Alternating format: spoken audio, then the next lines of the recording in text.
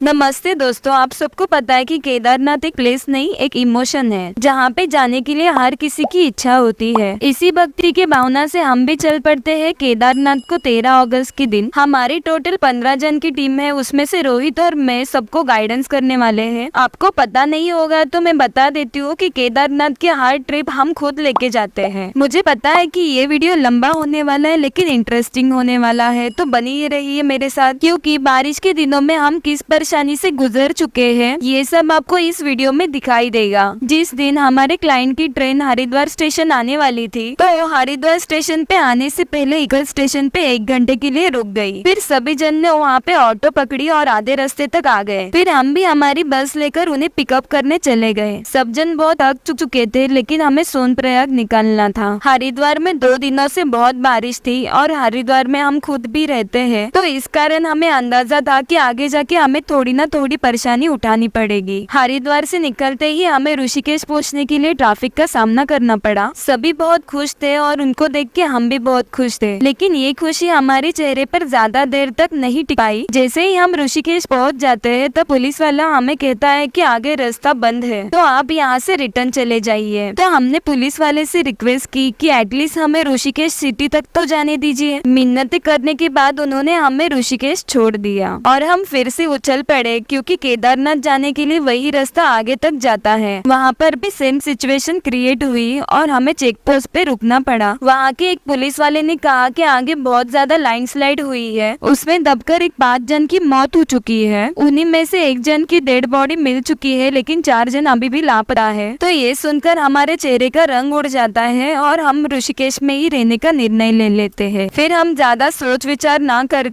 वक्त पर खाना खाकर सो जाते हैं और अगले दिन उठ जाते हैं। अगले दिन उठने के बाद 8 बजे हमें पता चलता है कि केदारनाथ जाने का रास्ता खुल गया है। ये सुनने के बाद हम इतने फास्ट तैयार होते हैं कि आप सोच भी नहीं सकते हैं। बैग निकालने के बाद हम सीधा टेम्पो ट्रैवलर में उसे रख देते हैं।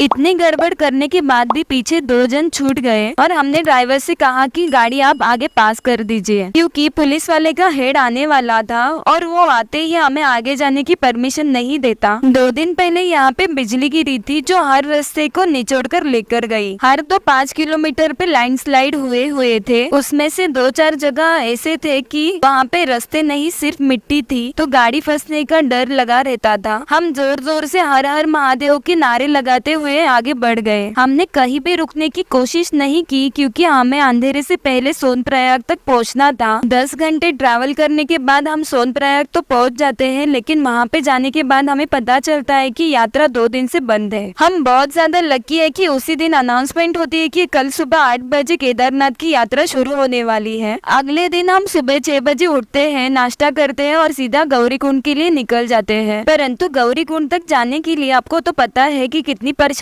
उठानी पड़ती है। बगैर गाड़ी के आप आगे नहीं जा सकते, क्योंकि यही 5 किलोमीटर कब 10 किलोमीटर बन जाए समझ में नहीं आता। सभी बहुत एक्साइटेड थे और उसमें से बहुत जन कह रहे थे कि हम आगे चल के चले जाते हैं, लेकिन हमने उन्हें साफ मना कर दिया, क्योंकि गौरीकुंड से आगे भी हमें 17 किलोमीटर की चढ़ान चढ़नी है। हमने सबसे कहा कि हम गाड़ी से ही आगे जाने वाले हैं, यही हमारा फाइनल डिसीजन होगा। तो हम गाड़ी लेकर आगे गौरीकुंड तक जाते हैं। हमारी टीम बड़ी होने के कारण हमें 2 गाड़ियों की जरूरत पड़ती है, तो इसी कारणवश हम डिवाइड हो जाते हैं। तो आधी टीम के साथ रोहित और आधी टीम के साथ मैं आगे बढ़ जाती हूँ। जैसे ही हम आगे बढ़ते जा रहे थे, वैसे ही हम अलग हो रहे थे। मेरे साथ जो टीम थी वो टोटल 7 जन की थी, उसमें से 2 जन ही मेरे साथ चढ़ रहे थे, लेकिन वो भी बहुत परेशान हो चुके थे। ऊपर चढ़ने के लिए बहुत ही हिम्मत की जरूरत होती है। ये सब कुछ आपके माइंड सेट पर डिपेंड करता है कि आप चढ़ सकते हो या नहीं। मेरे साथ जो थे उनमें से 1 जन को बार चक्कर आने लगी और वो